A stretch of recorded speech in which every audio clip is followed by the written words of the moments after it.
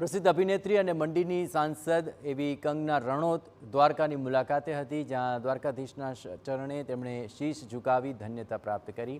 હિમાચલ પ્રદેશના મંડીના સાંસદ અને જાણીતી અભિનેત્રી કંગના રણૌત દ્વારકાની મુલાકાતે પહોંચી હતી, જ્યાં તેણે જગત મંદિરના દ્વારકાધીશના ચરણે શીશ ઝુકાવ્યું હતું।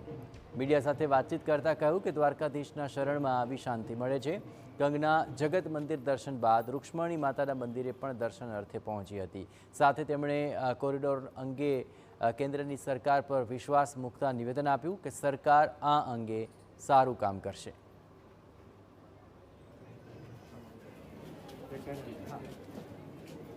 सबको याद आती है द्वारिकाधीश की, लेकिन जब समय मिल पाता है, जब प्रभु की इच्छा होती है, तभी हम दर्शन कर पाते हैं।